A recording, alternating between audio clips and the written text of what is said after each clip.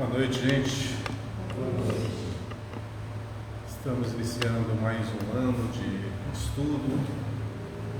Primeiramente, nós devemos agradecer a Deus estarmos todos aqui com saúde, em paz e com muita boa vontade, né? Que é determinante na nossa existência é justamente a vontade que nós empregamos nas coisas, naquilo que nós vamos fazer. E, se possível, adicionar um pouquinho de amor faz muito bem. Então, que esse estudo nosso seja proveitoso esse ano. Que a gente possa realmente compreender o Evangelho de uma forma mais profunda, ver ângulos que antigamente não víamos, temos compreensões que nosso cérebro não alcançava. Mas, apesar de tudo isso, sobretudo, que as modificações se deem em nosso coração, em nosso sentimento, em nossa essência. Porque é isso realmente que faz a diferença, que vale a pena. É a mudança para melhor que nós conseguimos fazer. É aquele coração que já está mais adocicado. Aquele que já se deixa levar pela bondade, pela fraternidade, pela empatia. É aquele que consegue enxergar a dor do outro e isso lhe incomoda.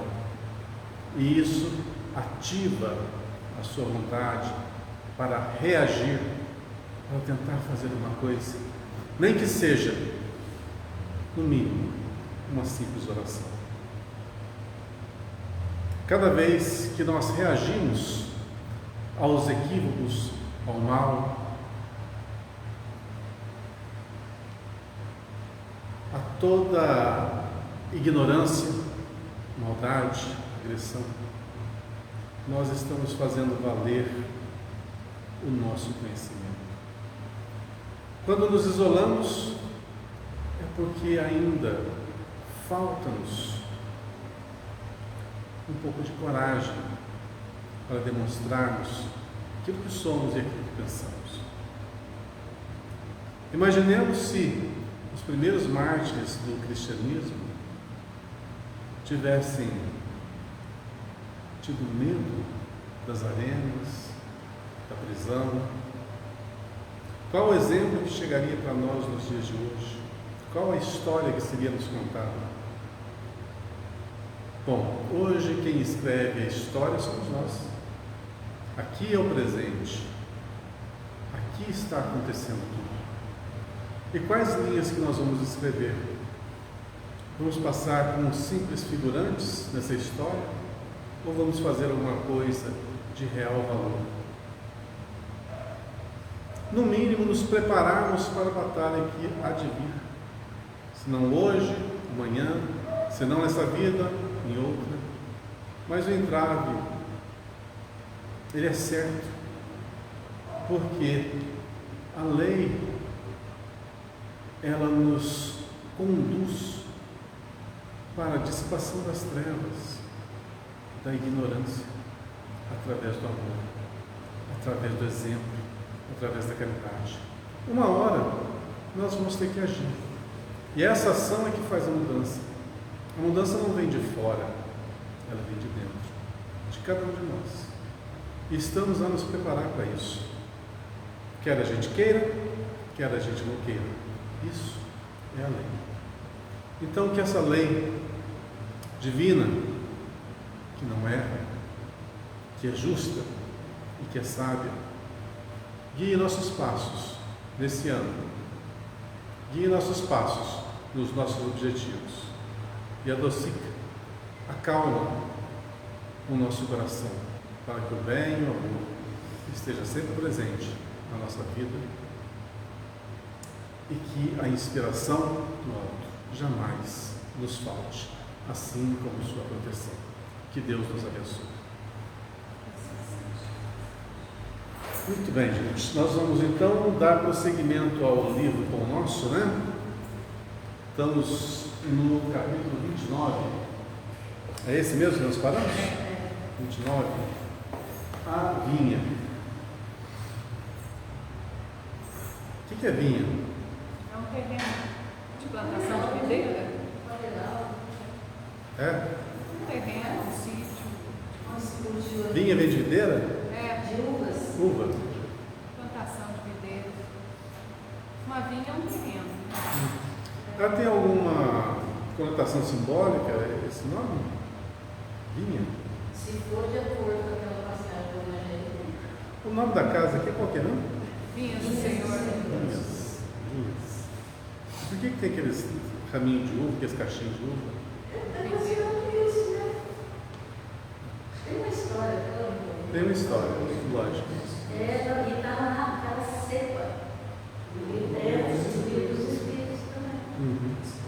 Né? É uma simbologia. Então, vamos ver então em Mateus capítulo 20, versículo 4, o que nos é falado sobre esse tema, a vinha. E disse-lhes: ide vós também para a vinha e dar-vos-ei o que for. E eles foram. Então, a gente pegar aqui ao pé da letra, faz de conta que é um fazendeiro falando assim: ó, vai trabalhador, vai lá para a vinha, trabalha, vou te dar o que você precisa para você trabalhar. Mais ou menos isso, né? E eles foram trabalhar. Acabou. É isso aí. Legal, né? Como que uma interpretação ao pé da letra pode matar todo um sentido profundo que está ali. Por isso, essa obra de Emmanuel, eu acho de extrema importância, mas de uma magnífica importância, porque traz o Evangelho de uma forma explicada, que você entenda assim, nas palavras atuais, né? Nos demonstra realmente o que aquela simbologia estava tentando passar. Então vamos tentar traduzir para o nosso português comum aqui. E disse-lhes: ide vós também para a vinha. A vinha seria o quê? Campo de trabalho. Falando isso para nós, vamos para a vinha, vamos para a vida, que é o nosso cenário, onde a gente é protagonista, e vamos lá desenvolver o que nos é esperado. Foi-nos concedido esse campo para que trabalhássemos, para que desenvolvêssemos. Então a gente pega a nossa enxada e vai trabalhar, ou então pega a nossa enxada e guarda e não vai ao trabalho. E a gente já sabe muito bem que a enxada, quando fica paradinha, ela vai enferrujar, mas quando você trabalha, mais afiada ela fica. Tudo simbologia, mas encaixa-se na nossa vida. Quanto mais nós nos abstermos da ação, mais a gente vai enferrujando. Então, ao mínimo esforço, a gente fica fatigado. Você fala assim: ah, não, deixa para depois, eu faço isso. Ah, hoje não, está muito calor, está muito frio, estou com fome, comi demais. A gente dá todo tipo de desculpa para não exercer determinada ação. Isso é resultado de muito tempo na inércia. Nós encontramos o que? Nosso corpo se adapta, a gente se adapta. Então, aquele ambiente que criamos, mental e físico, é onde nós desenvolvemos a nossa existência. Se o nosso cérebro não trabalha muito, ele vai se mirar em coisas pequenas ou quase nenhuma. A gente sabe muito bem, e isso é bom frisar, que o nosso corpo é uma máquina fantástica, fantástica, e que ela é pura energia, né? Cada vez que nós nos alimentamos, ela se transforma em energia, já sabemos muito bem como é que funciona. E o nosso cérebro é o maior consumidor de energia que tem. De todos os órgãos, o cérebro é o que mais consome. Se não me engano, são 25% de tudo que é gerado, o cérebro consome. que ele faz? É só sinais elétricos, né? E combinações químicas. Só isso. 25%. Então, o nosso corpo é programado para que tenha energia suficiente para todo, mas principalmente para o cérebro. Como ele consome muito, à medida que nós vamos fazendo algo além do que está acostumado, existe uma chavinha lá no nosso cérebro que desliga. E essa chavinha chama-se sono.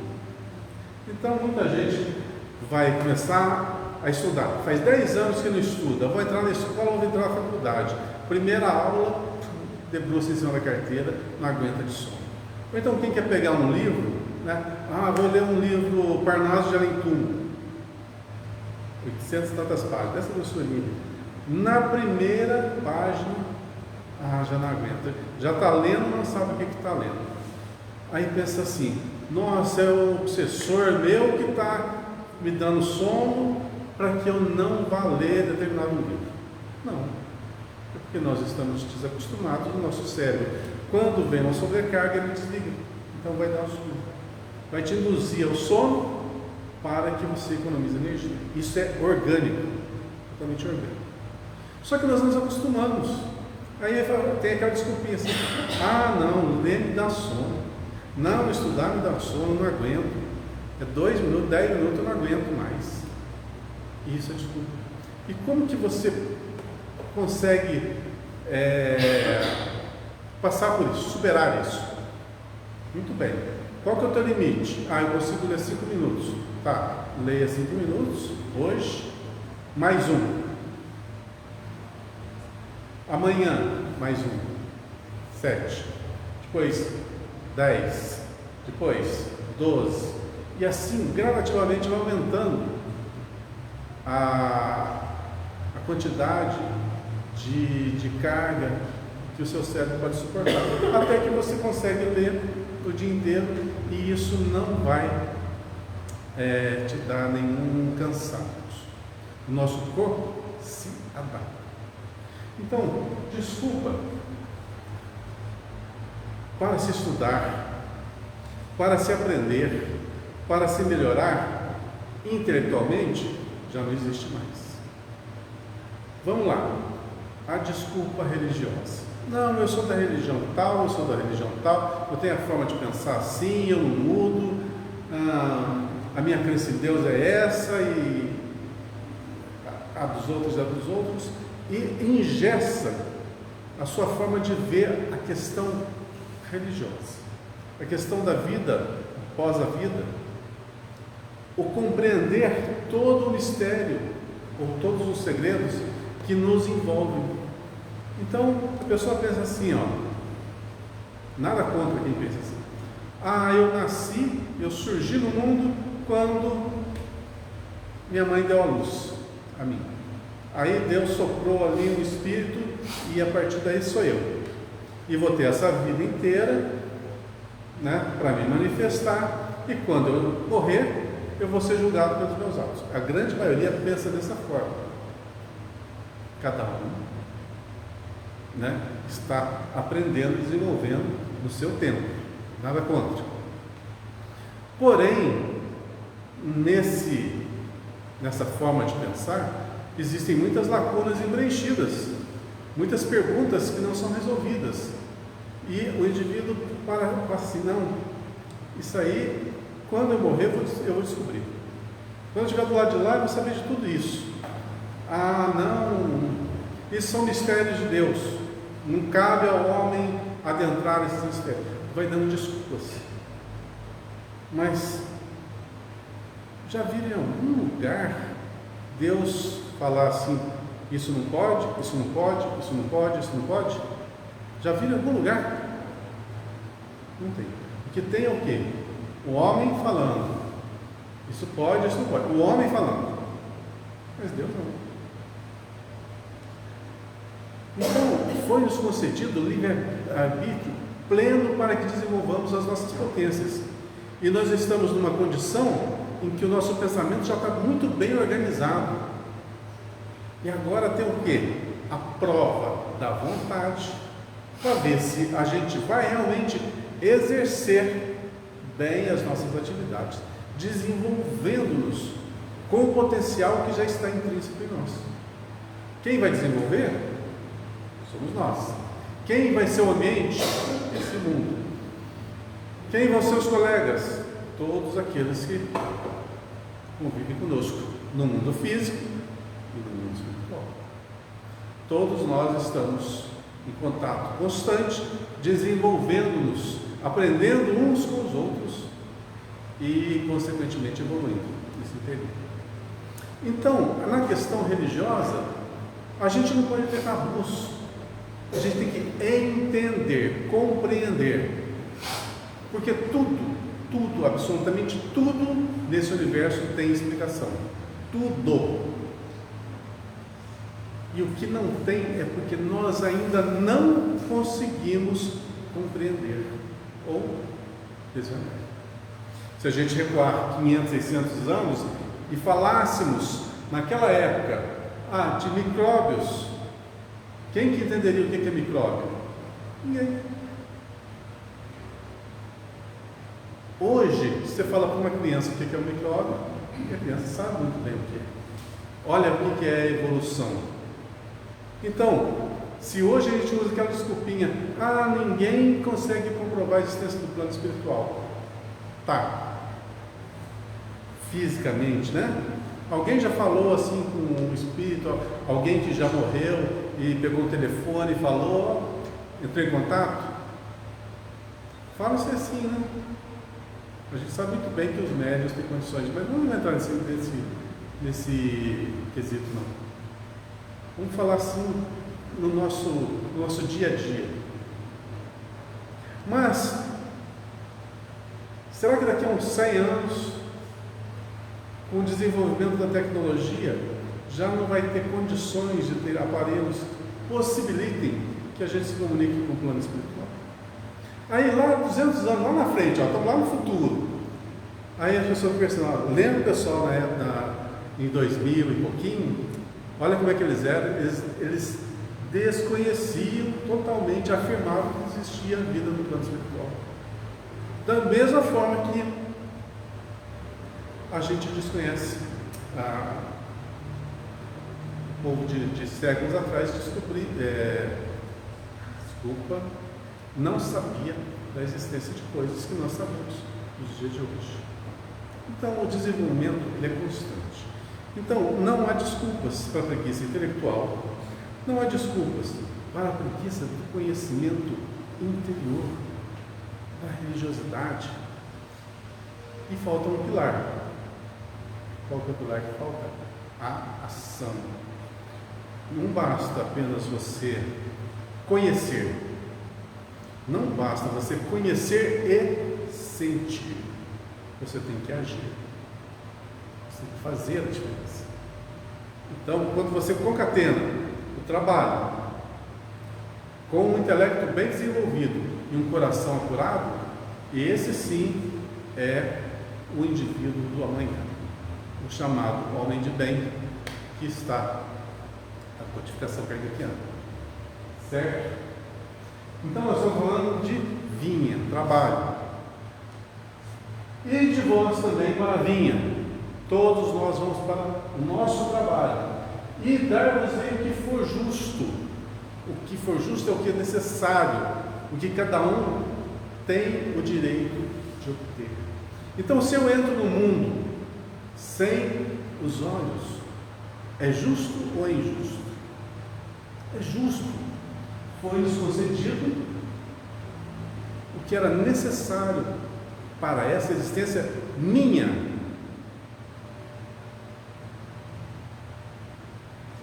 A condição financeira, mesma coisa.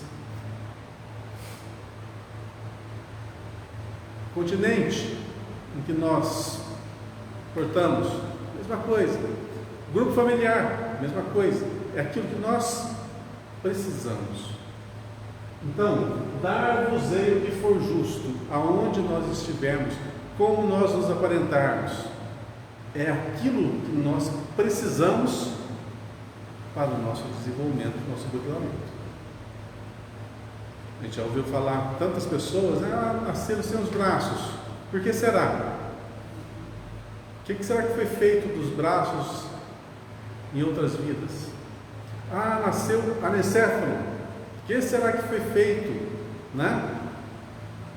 da sua existência no passado, para resultar nessa uma anencefalia, ou uma hidrocefalia, ou uma idiotia, ou uma doença cardiovascular, ou um sério problema digestivo, e por aí vai. Então é-nos concedido aquilo que precisamos para aquele momento, e se adentramos no mundo com essa roupagem, com toda a certeza, é aquela roupagem que nós precisávamos. Mas o melhor da história é o seguinte: é temporário. É tudo temporário.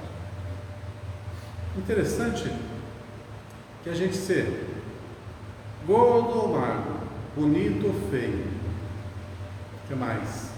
Inteligente ou ruim, é tudo escolha nossa.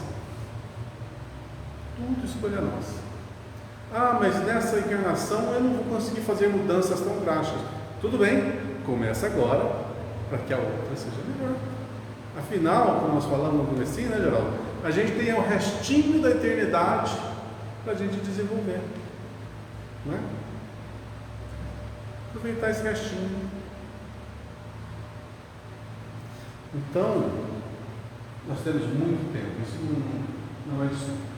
Bom, feita essa pequena introduçãozinha, básica, vamos lá ao texto de Emmanuel. Ninguém poderá pensar numa terra cheia de beleza e possibilidades, mas vogando ao léu na imensidade universal. Não sei se é vogando ou vagando. Não sei se está escrito vogando mesmo. O seu não é. Deixa eu ver o que é vogando. Vogando, essa palavra não é muito usual. Vamos ver se.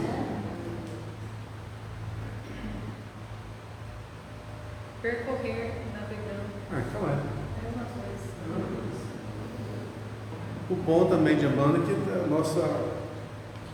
o nosso dicionário vai aumentando cada vez mais, Eu falar uma coisa para você. Esses livros de antigamente são.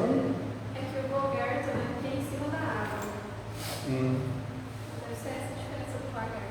Flutuar, voar. Então, ninguém poderia pensar numa terra cheia de belezas e possibilidades, mas vogando ao léu, quer dizer, vivendo, deixa a vida levar.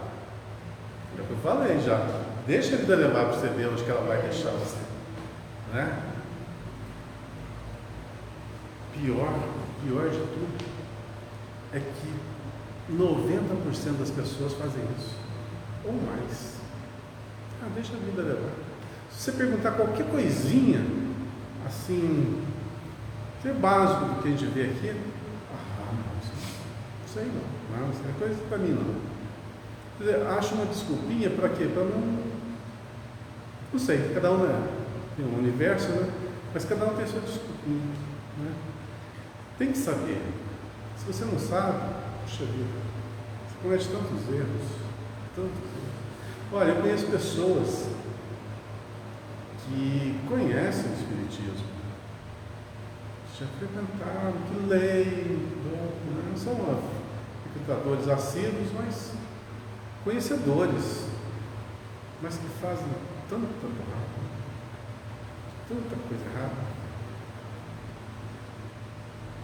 Então, só o conhecer não é o suficiente.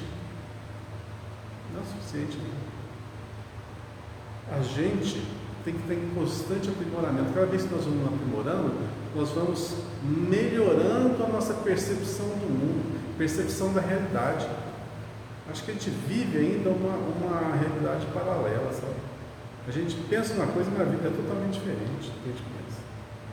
A gente está despertando agora, começando a compreender né?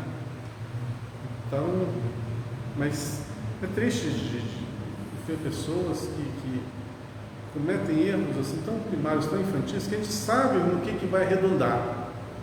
Lá na frente vai dar coisa ruim, né? Vai dar dor e sofrimento, mas fazer o quê? Como diz, e dar-vos-ei o que for justo, né? De acordo com o que nós plantarmos, vamos colher. O planeta não é um barco desgovernado. Essa frase é muito interessante. O que a gente ouve por aí, está tudo ruim, nunca teve tão desorganizado, nunca teve uma bagunça tão grande no mundo, né? A gente fala isso porque não viveu em 1940, 1945, 1942, a gente não viveu essa fase, né? Porque se a gente saísse daqui agora, 2024, e caísse lá em 1943, a gente se adaptaria? Em plena Segunda Guerra Mundial? Acontecendo aquelas coisas lá nos campos de concentração? Como que seria? Se a gente vê essas coisinhas que aconteceu aí recentemente, né, que estão acontecendo essas guerras, imagina o que foi o Holocausto, como que a gente viveria, sem contar toda a condição econômica do país, do mundo naquela época, como que a gente se adaptaria? O que difere a nossa geração agora daquela geração que viveu aquela fase? O que difere?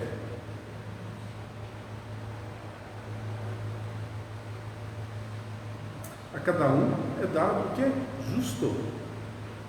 Pode ser que nós, alguns aqui, grande maioria, possa ter vivido aquela época e já reencarnar. Não pode? Pode. Pode sim. Pode ser que nós, nessa época, estivéssemos nas regiões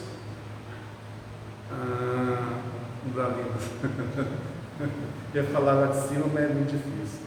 Lá de cima é muito difícil. Mais para baixo. Mais para baixo. Então, mas a cada um é dado justamente o que é justo e merecedor. Talvez, na minha opinião, muitos daqueles que pereceram no Holocausto são aqueles que também responsáveis pelos círculos romanos, pelas cruzadas, pela Inquisição. E ali é o tal da colheita. O tal da colheita. Fez lá atrás. A lei é de equilíbrio. Né? Toda nódoa que nós colocamos no nosso corpo astral, no nosso corpo espiritual, precisa ser lavada. Né? Então vamos em frente. O planeta não é um barco desgovernado. Então a gente pensa que está tudo errado. Não. Lembra aquele conceito básico do estudo sistematizado nosso, lá no comecinho.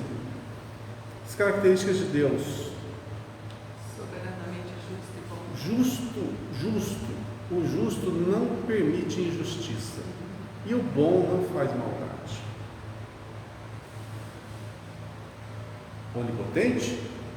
Pode tudo. Onipresente? Está em todo lugar.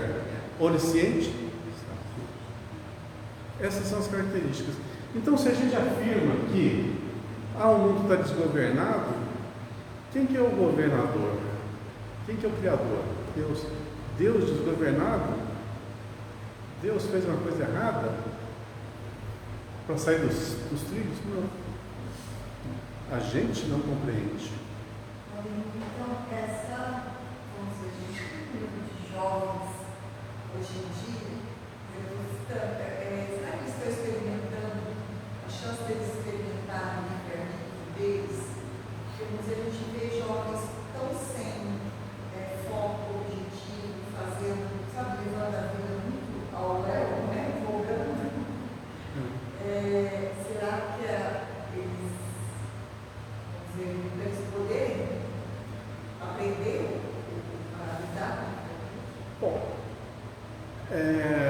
sabido que hoje em dia nós temos muito mais liberdade. Agora, em 2024, nós temos muito mais liberdade que tínhamos em 1980, que tinha muito mais liberdade que tinha em 1940, que tinha muito mais liberdade que tinha em 1900. A liberdade foi sendo conquistada. E cada vez que a liberdade é nos concedida, vem com ela uma carga de responsabilidade maior. Cada vez que a liberdade nossa é cerceada, a gente tem que viver mais ou menos em parâmetros. Você não pode sair muito daqueles parâmetros sociais, né? Aquele convencionalismo. E isso te engessa, faz com que aquilo que você tenha de valores negativos fique ali guardado, represado. Então você vive numa sociedade que ela te monitora.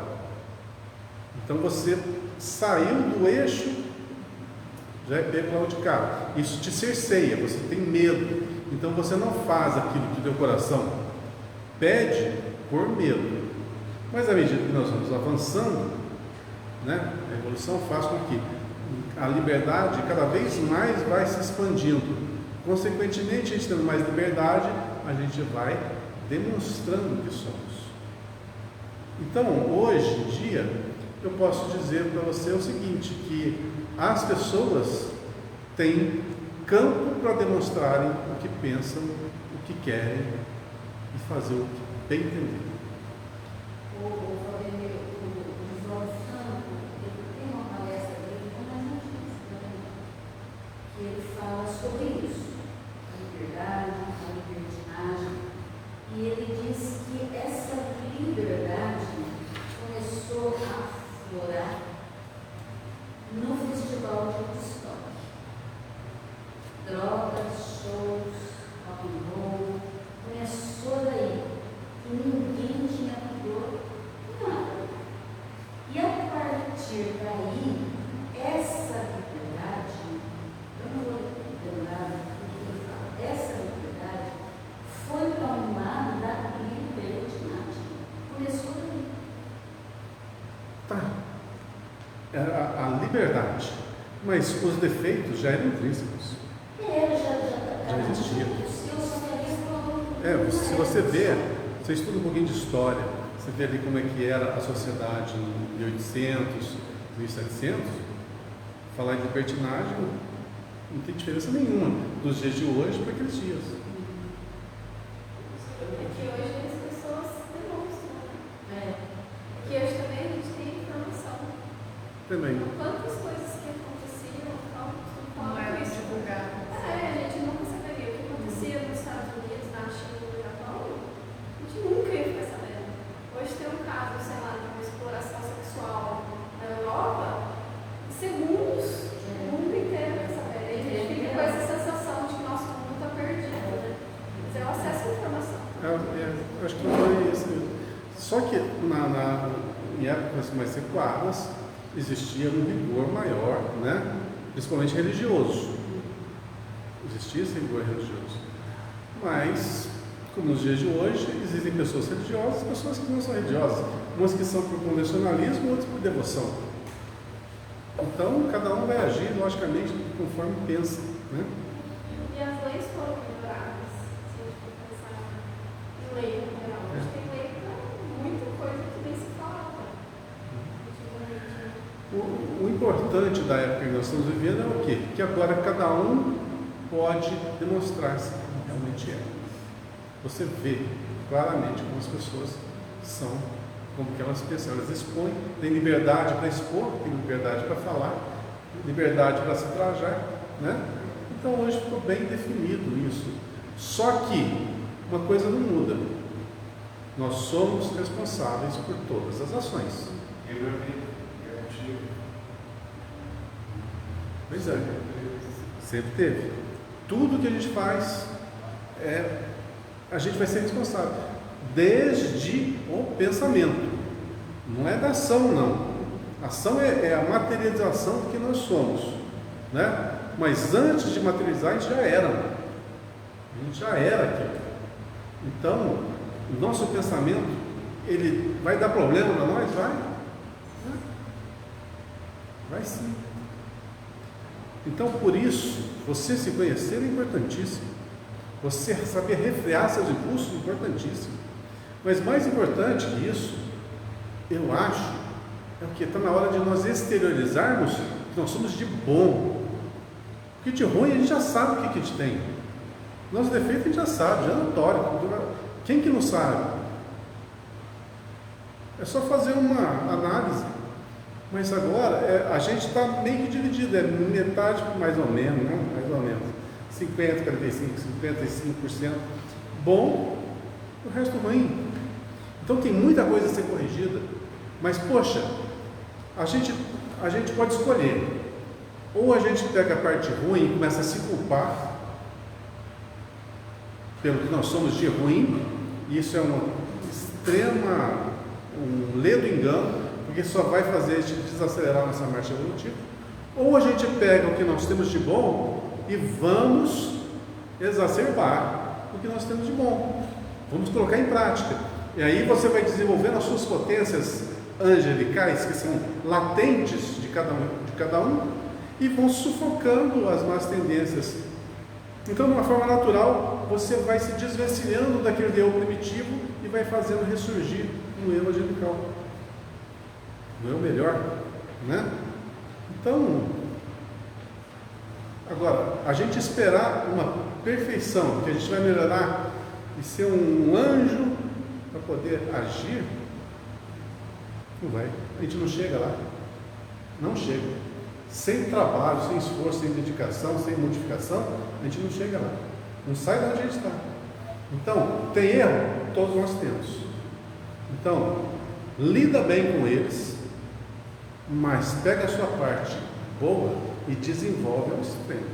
Ler é importante, ouvir é importante, entrar na alma dos outros é importante, saber compreender o próximo, ter empatia, ajudar, né? Agrupar, viver em grupo, viver em sociedade. Isso é importantíssimo para o nosso desenvolvimento. Cada vez que a gente se exclui da sociedade no nível social, nós estamos deixando de viver uma experiência importantíssima. A gente não quer desculpinhar aquele indivíduo lá, não gosto muito não, fala muita fofoca, fala muito mal dos outros, fala muita besteira. Você está se privando de conhecer aquela alma, mesmo sabedor dos seus enganos. Todo mundo tem a sua parte boa. Você pode ajudar esse indivíduo a desenvolver essa parte boa. Bom, nós temos condições de muita coisa, mas depende só de um fator: vontade, querer. E esse querer não é questão simplesmente de escolha, não. É questão de despertamento. Na hora que você compreende, poxa, eu tenho que fazer isso. Então, já deu um start. Eu tenho que fazer. Então, agora a tua vontade vai te disciplinar a fazer, né? Mas até o momento que você não sabe os porquês da vida, você vai vivendo ao léu. Bate daqui, bate de lá. Hoje estou falador, eu também fiquei 2 meses sem falar, 1 mês e tanto sem falar. Pelo amor de Deus, né? É só um passeio que já está lá. Vocês estão também descansados, né? Até minha mãe já é dia hoje. As coletividades humanas costumam cair em desordem, mas as leis que presidem aos destinos da casa terrestre se expressam com absoluta harmonia. Olha essa afirmação de Emmanuel. As leis que presidem os destinos da casa terrestre, desse mundo nosso, se expressam com absoluta harmonia. Eu falei, Deus é soberanamente justo e bom. Tudo que acontece é uma sábia lei que nos rege. Não tem nada, absolutamente nada, fora dos trilhos. Essa verificação nos ajuda a compreender que a terra é a vinha de Jesus. Agora entendi. E de vós para a vinha, para a vida, para esse plano. Para quê? E será dado o que for justo para cada um de nós, para que nós vamos ser nos concedida concedidas as ferramentas que nós conseguimos manusear.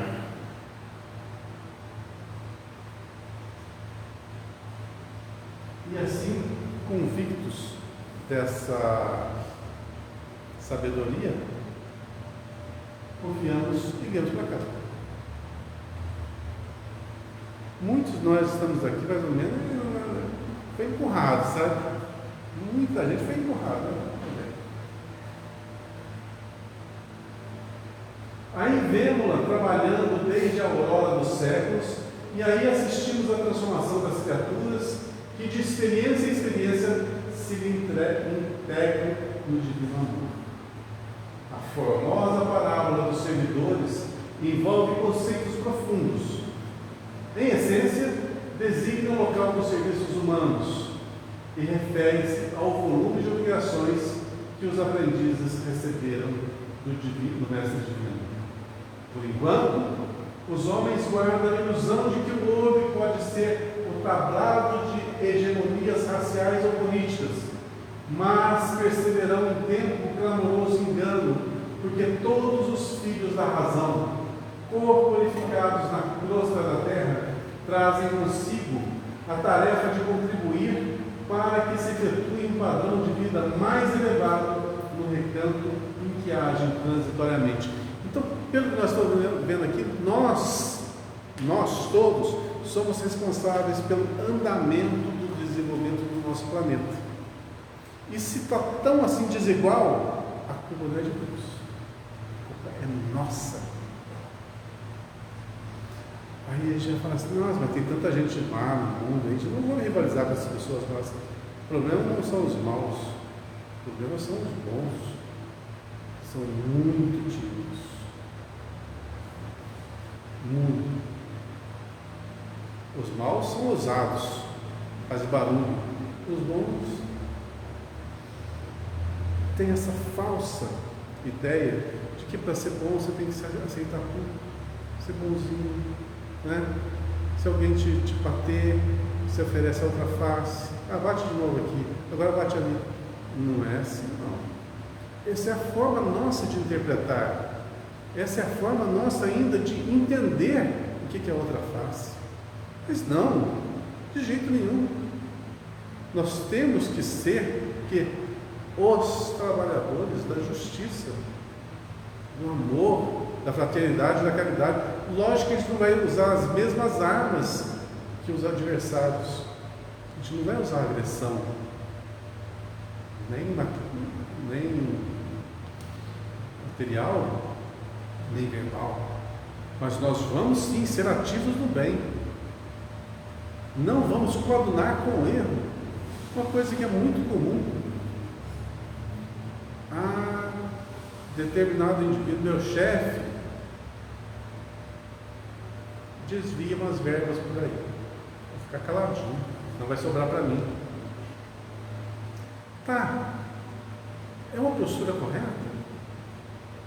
É assim mesmo? Então, se você omite, o que vai acontecer?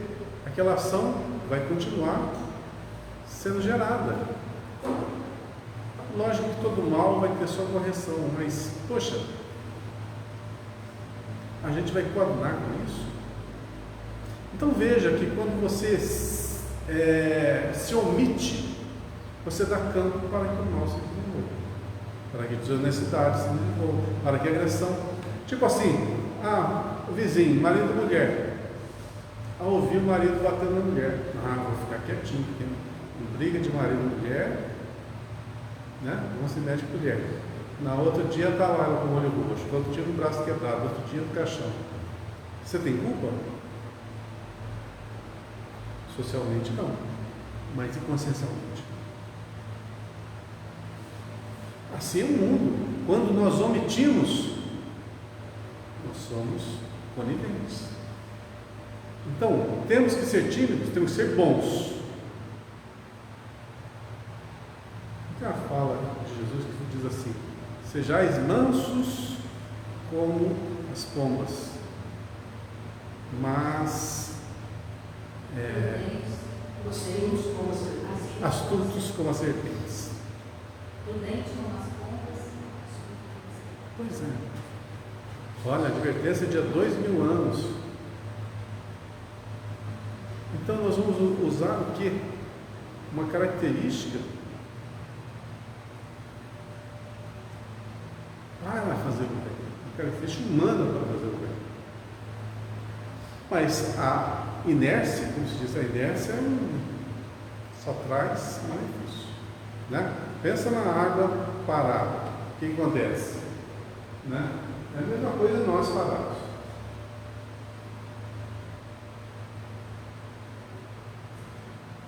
Dona Formosa, é isso? Onde quer que estejas. Está lá embaixo? É.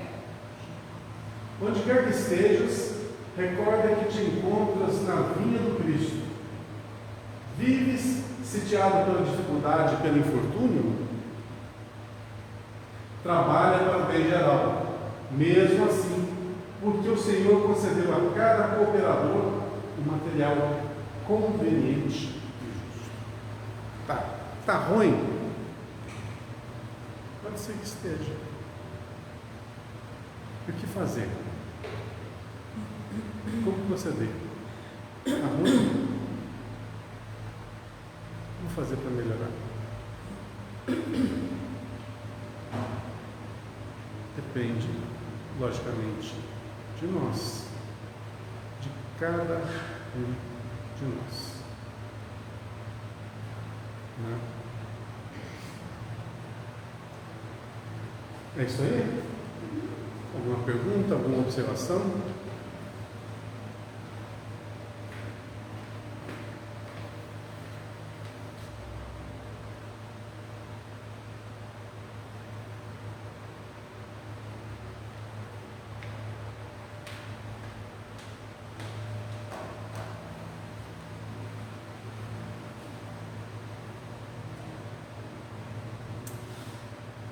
Vamos para o próximo? 30ª convenções. O que nós falamos no ano anterior? Deixa eu ver se vocês estão afiados. Né? Nosso ambiente, nosso mundo.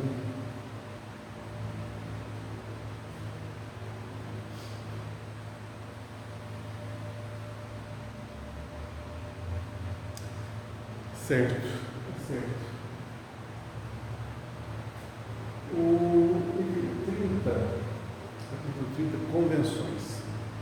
Vamos lá. Quem me fala o que são convenções? Coisas do mundo. Não é? Coisas do mundo. As convenções. Aqui vai falar do sábado. Né? Coisas que são convenientes do homem.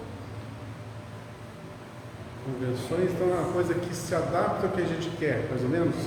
Convencional, é isso? Mais ou menos isso?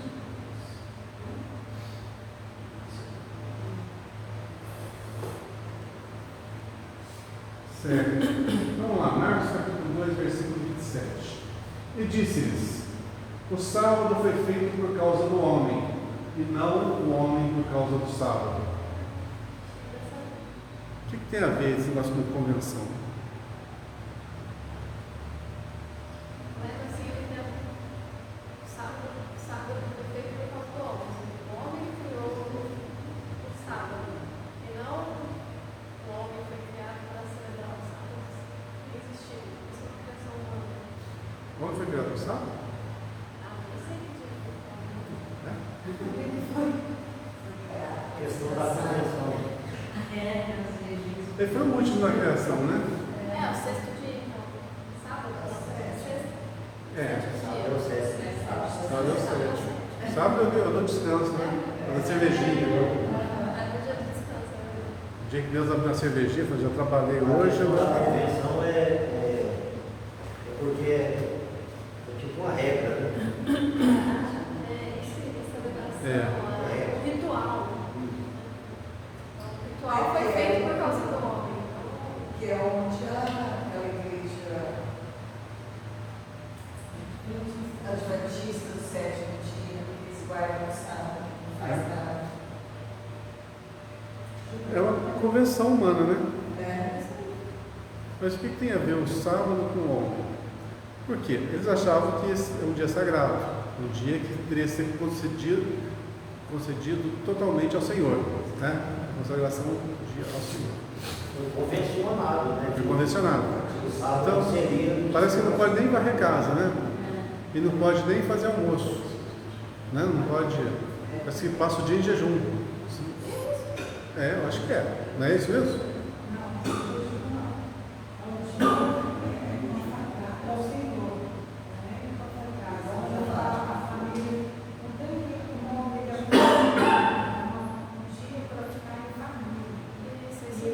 Eu acho que depende da religião.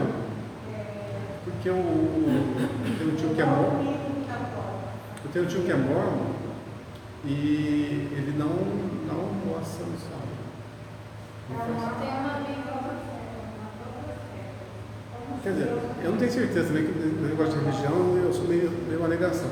Mas eu acho que assim, eles fazem o seguinte, fazem um sacrifício. Aquele dinheiro, aquele valor que ia gastar na refeição do sábado, eles doam para a igreja. Né? Acho que é uma coisa mais ou menos assim. Eu tenho uma amiga que a partir da sexta-feira, eu acho que sexta-feira, 7 horas da noite, aí ela tem que dar voltas, tudo normal, tudo tem parte, mas assim, é um dia da família, a gente tá na família, então de manhã vai à igreja, depois passa o dia da família. É uma convenção humana, né? Uma convenção humana. Tem a sua história por trás disso, né? Tem sua história, tem os seus porquês. Respeitamos, logicamente, a maneira de cada um pensar. Porém, a gente sabe que nos escritos evangélicos, Jesus era cobrado muito pelo fato de curar no sábado, né? De ter atividades no sábado. E aí que vem, eu acho que essa fala aí. O sábado foi feito por causa do homem e não o homem por causa do sábado. O dia de descanso, se eu não me engano, tem uma coisa mais ou menos assim, que naquela época lá a maioria era tudo escravo, né? Os escravos trabalhavam ininterruptamente e, logicamente,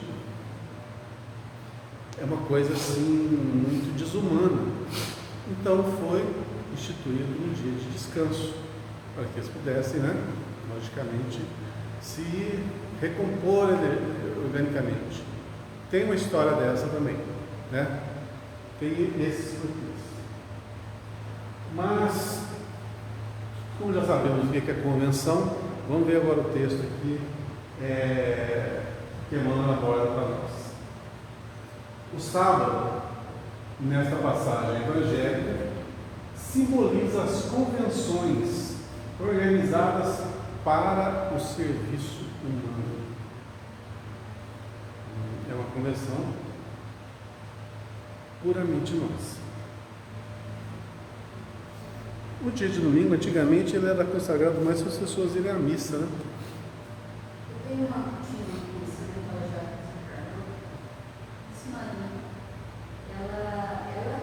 ela guardava o domingo. Ela guardava. E ela, às vezes, ela ia na casa das filhas e pegava uma delas lá no sofá.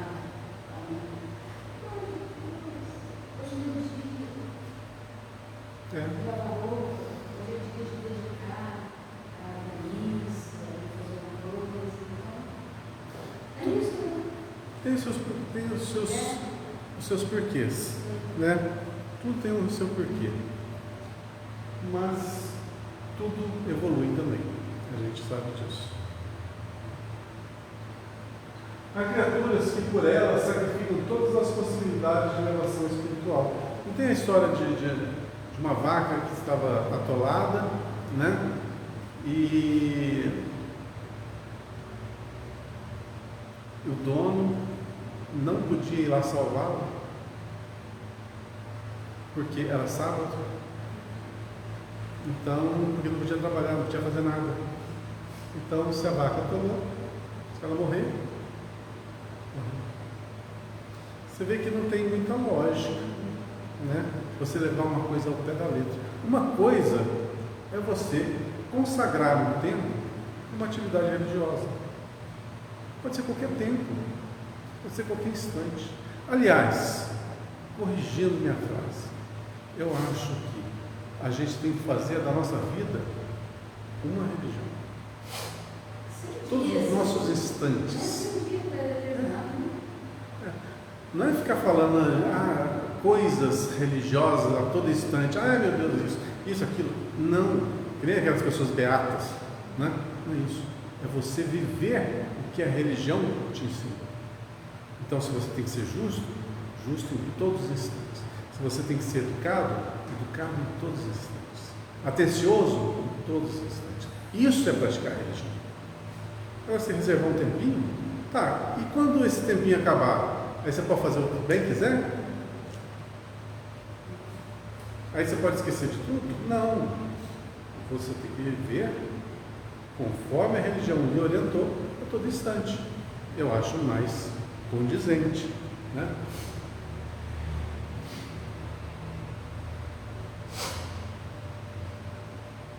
Quais certos encarregados dos serviços públicos que adiam indefinidamente determinadas providências de interesse coletivo em virtude da ausência de um selo minúsculo? Pessoas existem que, por bagatelas, abandonam grandes oportunidades de união com a esfera superior. Gente, o que tem de coisas inexplicáveis na nossa vida, como que nós somos pequeninos ainda. Às vezes, para você fazer uma coisinha em qualquer serviço bancário, qualquer serviço público, você está falando, às vezes um selinho, uma assinatura, um carimbo, você gasta dias atrás daquilo que você está buscando. Aí você vai nessas entidades, né? E as pessoas são indiferentes. Eu fico bobo de ver, as pessoas são indiferentes. Você está precisando, e muito, mas e muito, as pessoas lá não estão absolutamente nem aí para você. E é tão bom.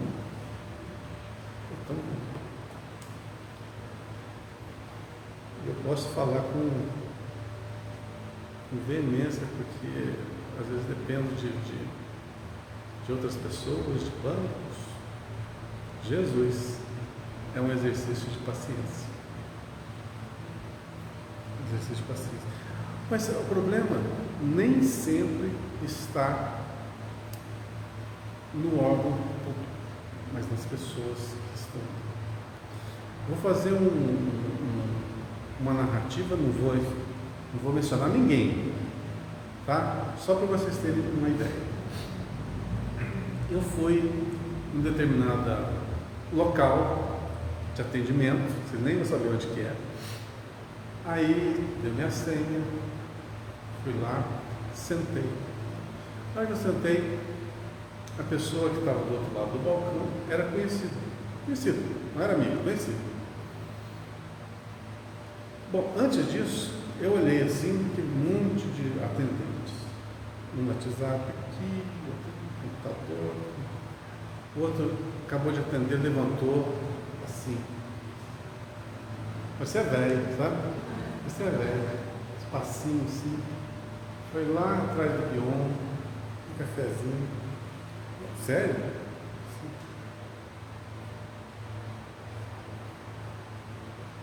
E que tanto de caixa desocupado.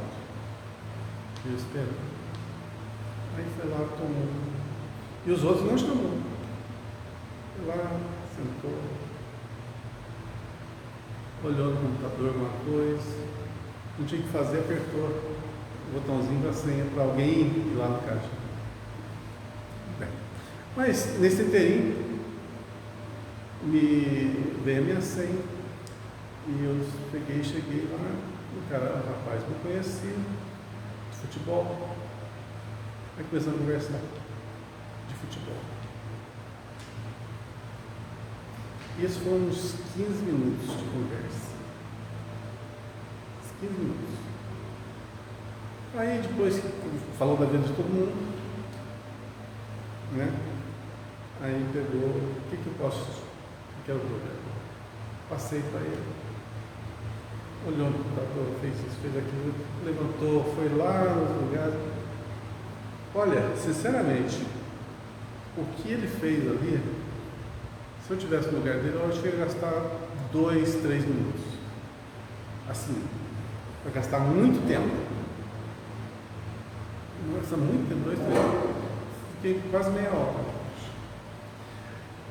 Tá certo. Não tinha tanta gente para ser atendida naquele dia, naquele horário. Mas isso é comum todos os dias. Isso nota o quê? Que não há uma consideração para as pessoas que estão esperando. Essa falta de empatia é o que incomoda. Você não se põe no lugar do outro. E você não está nem aí. E a maioria, realmente, infelizmente, não está nem aí. Isso é um problema. Porque os cenários se alternam nesse mundo. Hoje, você está atendendo, amanhã você vai ser aquela pessoa que vai ser atendida. Então, depois, como que a gente vai reclamar se a gente fazer a mesma coisa? Então, a gente não pode entrar nessa onda. A gente não pode. A gente tem que ser a diferença. Né? Aquela história do sal da terra, né?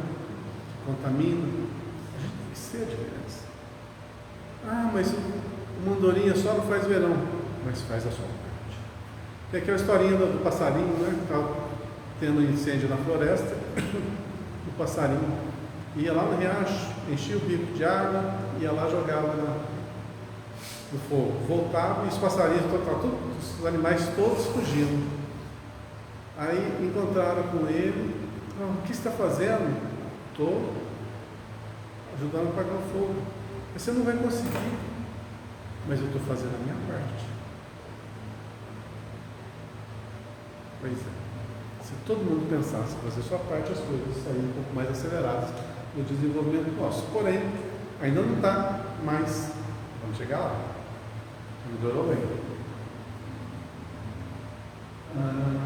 Por isso que essa é importante, essa fase que nós estamos vivendo. A gente fala muito sobre essa fase de ampla liberdade e associa a libertinagem. Lógico, tem. Mas a liberdade, ela é importantíssima para que as pessoas desenvolvam seus potenciais. Que aqueles que têm potencial no bem, vai ter campo para desenvolver. Os que têm no mal também. Sim, mas proporcionalmente no bem você tem condições de agir. Por isso a liberdade, ela não pode ser cerceada nesse novo plano que nós estamos adentrando de regeneração, né? A liberdade é essencial. Então, qualquer coisa que cerceie a nossa liberdade é um passo atrás violento, muito grande. É interessante esse exemplo que você deu, porque se a gente for comparar o capítulo anterior com essas convenções, pelo menos assim, quando me vem a palavra convenção na cabeça, para mim, posso estar errado, mas o significado é que são pessoas que comungam de uma ideia, para fortalecer aquilo, né, e todo mundo concorda que tem que ser assim. Só que a gente está vivendo um automatismo tão grande, pelo fato das pessoas não questionarem, apenas aceitarem. Esse exemplo prático que você falou, você vai no lugar, a pessoa meio que não está nem aí com nada, é geral. E aí, quando tem uma pessoa que faz com respeito, que sabe que está ali para fazer aquilo, ela se destaca, mas é só um. Porque as demais já estão contaminadas porque o sistema é assim. E do capítulo anterior, você citou, olha, algumas pessoas que conhecem, fazem errado.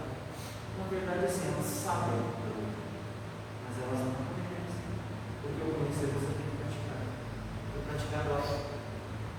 É que a gente sabe os defeitos da gente. E nessas convenções, né, por exemplo, nós estarmos aqui hoje, talvez seja uma convenção. Mas a gente tem o nosso horário individual da nossa posição, que é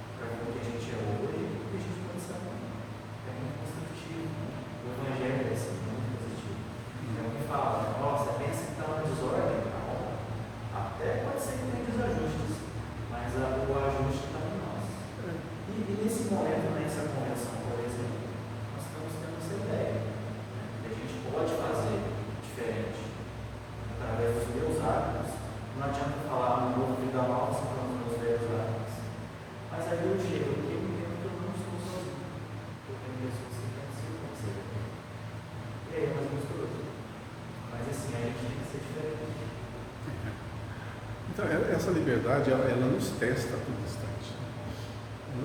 Nos testa. E uma coisa que nós chegamos num ponto que a gente tem tanta liberdade de fazer o que bem entender, que quando a gente não age, não sei se acontece com vocês, mas quando você não age, a sua consciência te cobra esmagadoramente. Poxa, o que eu estou fazendo na minha vida? O tempo está passando, o que eu fiz? Né? Então, vai acontecendo coisas e a gente vai deixando passar as oportunidades e a consciência vai lá. A consciência massacrando. Isso é um bom sinal, porque já houve um despertamento, né? Para a forma de ser, para a forma de agir. Já houve um despertamento. Porém, a disciplina depende muito da vontade, do querer, você ser realmente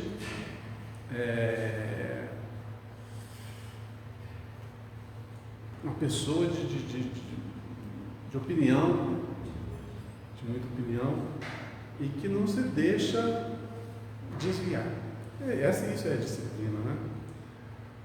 Mas o interessante é que, por isso que eu gosto da questão 909, tem um pontinho dessa questão 909 dos Espíritos que a gente não bate muito aqui. A gente fala muito de vontade, né? Vontade.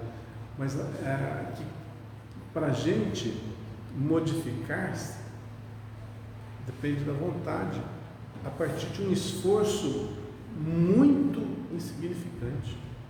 É um esforço muito pequeno.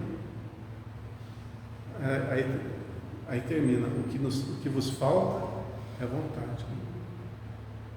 Então, quer dizer que a vontade, ela é que materializa as coisas. Então, quando você não faz, é porque na realidade você não queria. Você queria que aquilo aparecesse de mão beijada. A grande maioria quer de mão beijada. Está intrínseco isso da gente, aquele negócio da barganha, né? Você faz o mínimo para receber o máximo, né?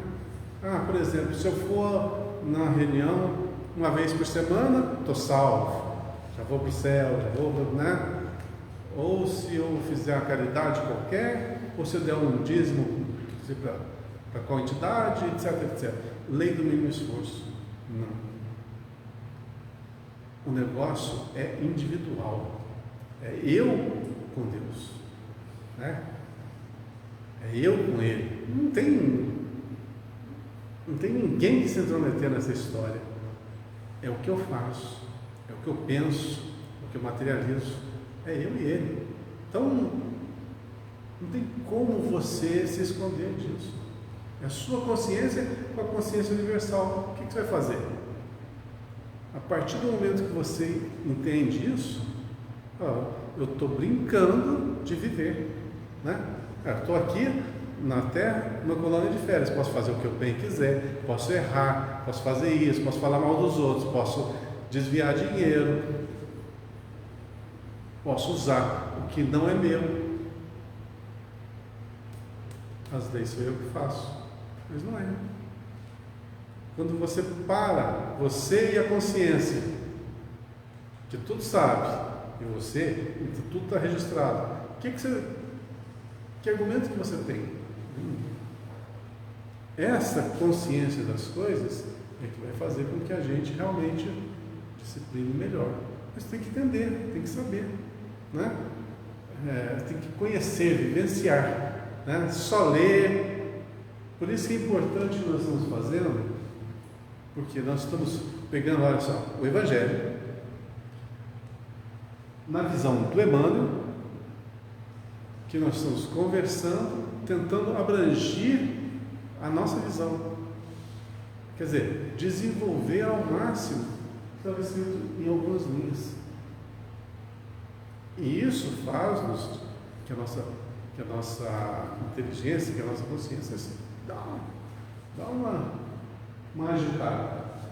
Bom, deixa eu ver onde eu parei aqui.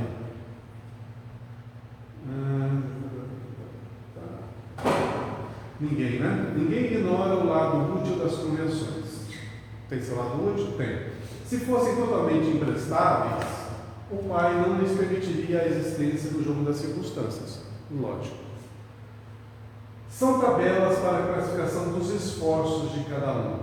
Tábuas que designam o tempo adequado a esse ou aquele mistério. Todavia,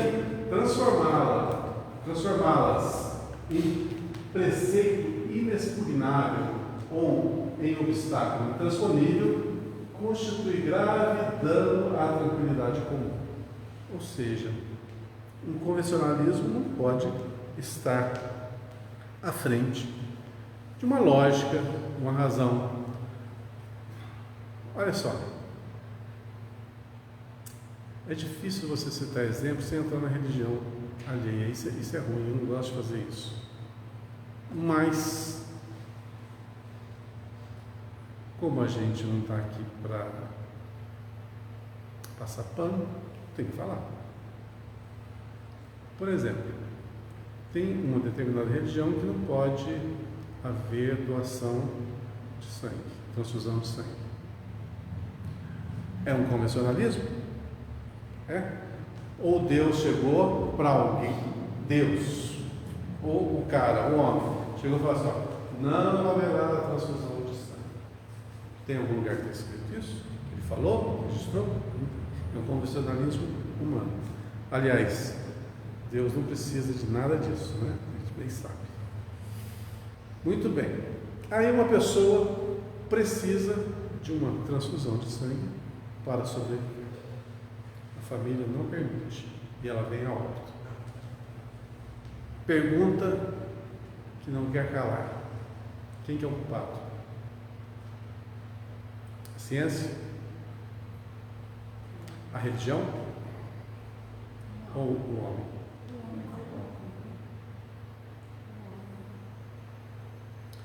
Por quê? Por causa desse trechinho então. Todavia, transformá-las em preceito inexpugnável ou em obstáculo intransponível constitui grave dano à tranquilidade comum. Houve um dano aí? Pois é. Então a pessoa tem o quê? A liberdade de escolha. Olha o que escolheu. Ah, foi por ingenuidade? Ah, foi por excesso de apego à letra? Ou falta de amor? Quem somos nós para julgar? Não estou julgando, não. Estou apenas pondo alguma justificativa. A gente não sabe o que passa dentro do ser humano. Mas é um equívoco. E tem consequências. Tudo tem consequência. Vamos lá. Faz de conta que em 2024 o nosso governo tornou legítimo a legalização do aborto. É legal. Qualquer pessoa, qualquer mulher pode abortar. Qualquer instante, desde que tem esse período, acho que é 3 meses, né? Não sei. Estaria nessa nova lei. E poderia cometê-lo sem problema algum. Muito bem. É legal? Faz de conta que promulgou essa lei. É legal? É. É uma convenção humana? É. Vai ter consequências? Vai. O que mudou? Nada. Então a convenção humana muda as leis divinas? Não. As leis divinas são imutáveis. Imutáveis.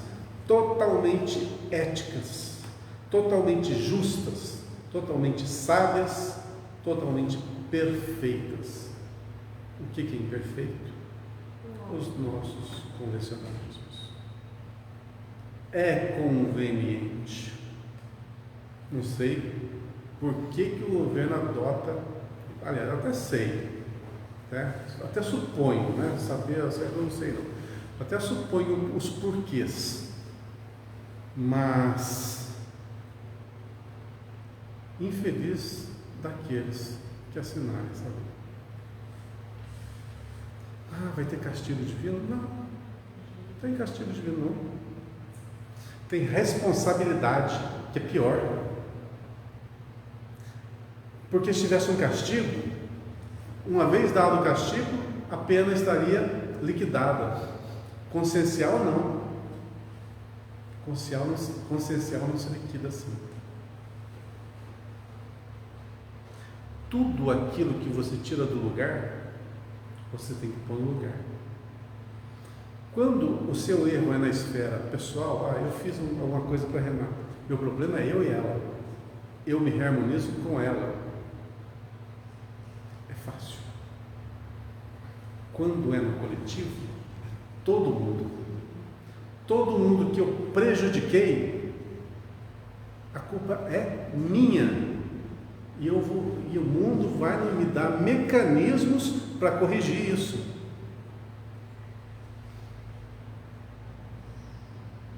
Então, o mal que você fez coletivamente, você vai ter que, no futuro, corrigir coletivamente.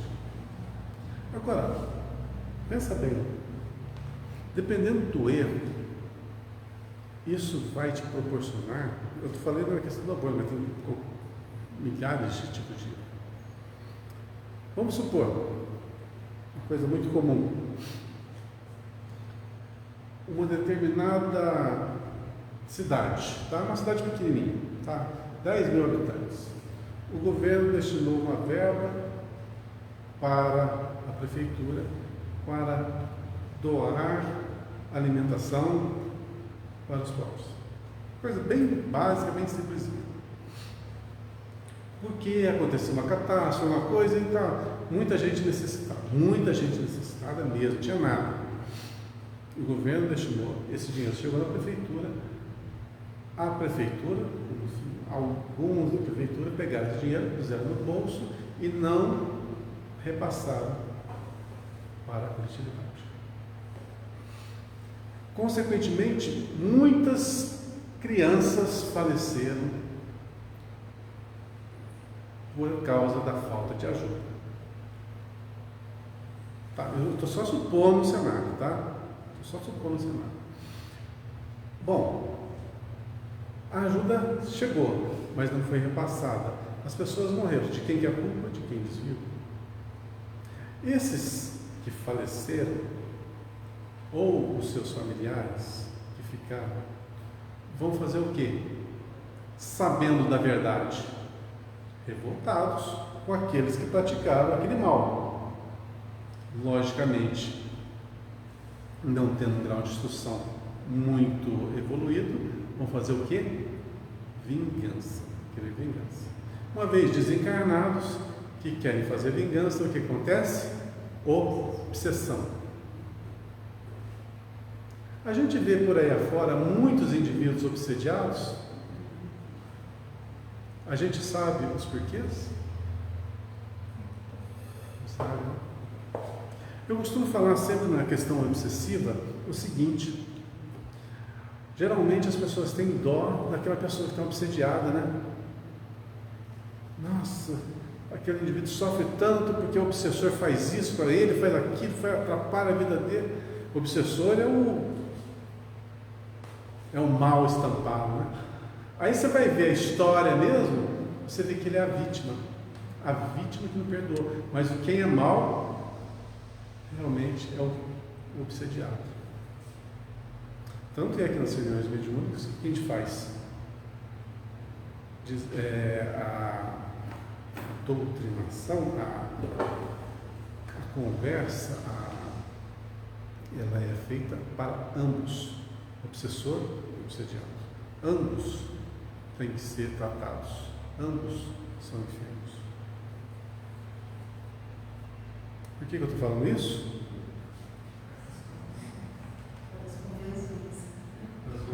Eu esqueci onde eu parei. A maioria das pessoas. Entendeu?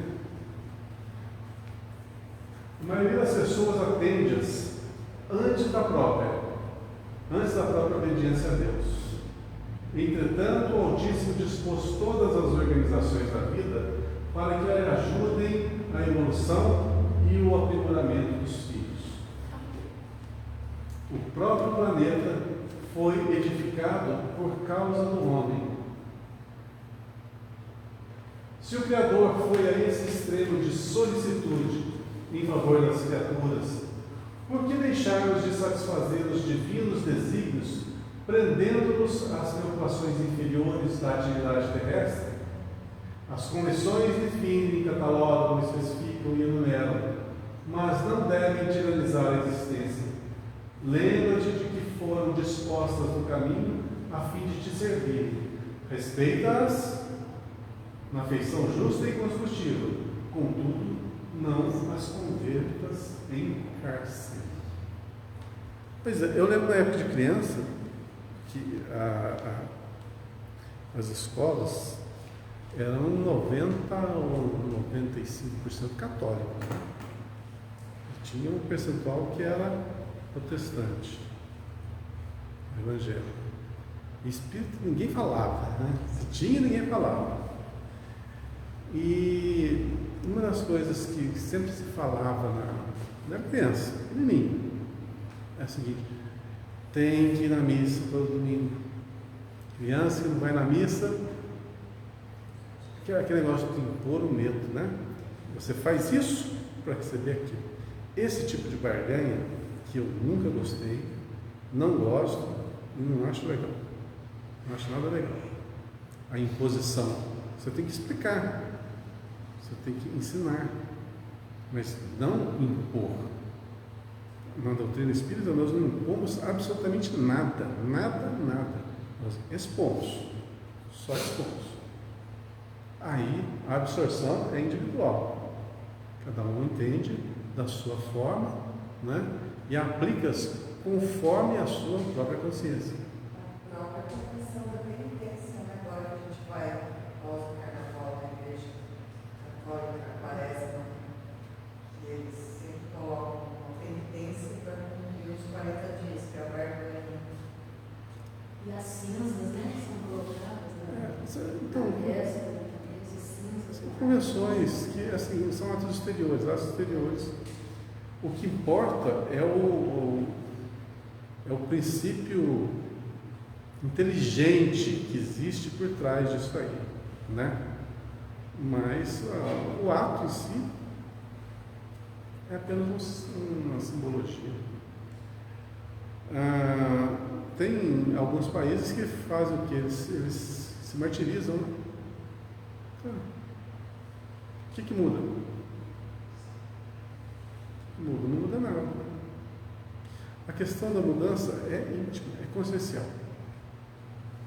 O fato é que nós estamos em constante desenvolvimento e temos que usar a nossa inteligência para desenvolvermos as nossas potências. O fato é esse. Ademais, é tudo circunstâncias, é tudo o ambiente que vivemos, é o período na humanidade que estamos atravessando. Mas o que importa, estando aqui em 2024 ou estando lá atrás, na época do Cristo, né, 2000 anos atrás, ou estando 1000 anos atrás, na época das cruzadas, não importa onde nós estivermos, em fase do período da humanidade. Cristianismo sempre foi cristianismo, amor sempre foi amor, respeito sempre foi respeito, tolerância sempre foi tolerância, fraternidade sempre foi fraternidade, caridade sempre foi caridade. Só que em cada período havia uma compreensão diferente, né? De acordo com o grau evolutivo do cidadão. Hoje nós temos um grau consciencial, que a gente acha grande, mas daqui a 200, 300 anos, a gente vai ver o quanto que a gente era minúsculo, né? Mas faz parte, a evolução é isso mesmo. Agora, a gente não pode ficar para trás. A gente não pode ficar aqui em 2024 com o pensamento da Idade Média. A gente não pode pensar ainda em martirizar. A gente não pode pensar ainda em sacrificar seres humanos. Existe isso nos dias de hoje? Existe.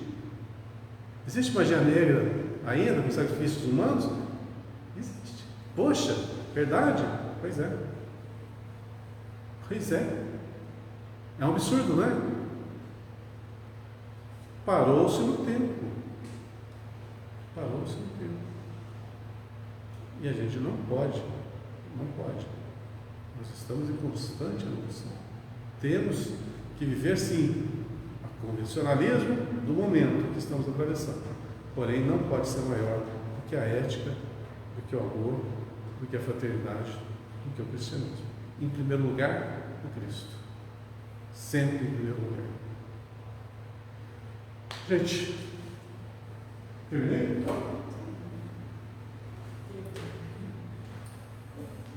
Então, começamos o ano e agora no finalzinho queria agradecer